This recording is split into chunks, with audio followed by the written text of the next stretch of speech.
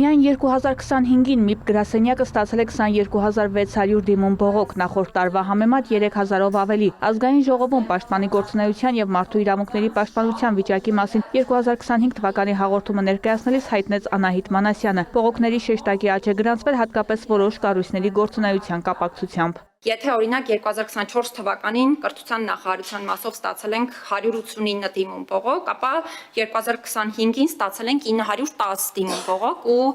թվի տարբերությունը չափազանց մեծ է եւ սրա մասով եւս փորձել ենք որոշակի վերլուծություններ իրականացնել։ Երևանի քաղաքապետարանի մասով 24 թվականին եղել է 357 դիմում բողոք, 2025-ին արդեն եղել է 919 դիմում։ Բողոքներ են ստանում նաեւ դատական իշխանության մարմինների գործունեության առնչությամբ։ Հայաստանում խնդրահարույց է մնում կալանքի կիրառման պրակտիկան, որի առնչությամբ բազմաթիվ են եղել արձանագրվող խնդիրները։ Կառույցի հանդեպ վստահության բարձրացմամբ, թե խնդիրների ավելացմամբ է պայմանավորված վերանշյալ ոլորտներին վերաբերող բողոքների թիվը, հետաքրքրում էր падգամավորներին։ Եթե ես ինքս քննարկում եմ ունենում քաղաքապետի հետ, մենք արագ կարողանում ենք օրինակ համակարգային խնդիրը առաջ տանել եւ լուծել, բայց համակարգային տեսանկյունից քաղաքապետարանի հետ կապված հարցերը շատ դանդաղ են առաջ տարվում, նաեւ ըստ էության կառուցողական չի երբեմն մոտեցումը եւ սա միանշանակ պետք է շտկվի։ Իմ տեսանկյունից տապալված է տրանսպորտի ռեֆորմը, որովհետեւ մեծ զանգված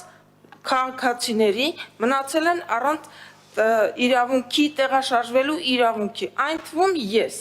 ասեմ դες, տասնյակ տարիներով մշակված երթուղիները հանում են։ Նկատի ուներ այդ մասնավոր գծերը, որոնք ամեն մեկ այն ժամանակ մի հատ գիծ վերցել էր սեփական գրպանը լցելու համար ու այն բարի գնացած գազելներով ու այդ մշակված գծերն էին, որ 5 համարի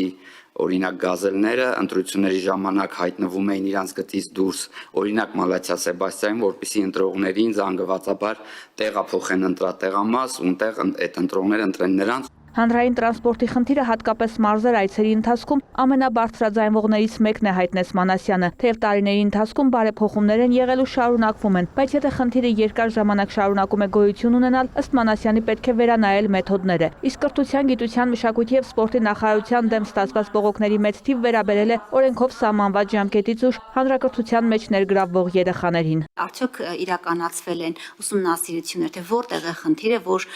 այսքան շատ երեխաներ փաստորեն տարիքից ուշ են դպրոց գնացել եւ համապատասխանաբար տեղակայվել են տարբեր դասարաններում։ Մեր ուսումնասիրությունները ցույց են տալիս, որ կան բազմաթիվ երեխաներ, ովքեր պարտադիր կրթությունից դուրս են մնում ոչ թե այն պատճառով, որ ծնողը որոշել է օրինակ ոչ թե 6 տարեկանում, այլ 7 տարեկանում նրան դպրոց տանել, այլ այն պատճառով, որ օրինակ ծնողը պարզապես պատշաճ չի իրականացնում երեխայի խնամքը եւ դաստիարակությունը եւ նաեւ մի շարք այլ պատճառներ կան, օրինակ մենք ունենք դեպքեր, ունեցել ենք դեպք, երբ երեխան իր առողջական վիճակի պատճառով հնարավորություն չի ունեցել օրինակ հիվանդանոցային բուժման մեջ է գտնվել։ Դեպքերն ու պատճառները տարբեր են, լուծումները պետք է լինեն կառուցողական, կարծում է Մանասյանը։ 2025 թվականին առաջին անգամ մարդու իրավունքների պաշտպանի տարեկան հաղորդման շրջանակներում անդրադարձ է կատարվել կրոնական ազատությունների հետ կապված հարցին, ինչպես կրոնական փոքրամասնություններին, այնպես էլ հայ առաքելական եկեղեցուն վերաբերող զեկույցում առանձնացրեց Անահիտ Մանասյանը։ Նախորդ տարի ատելության թիրախավորող խոսքի տարբեր դրսևորումներ են առկա եղել։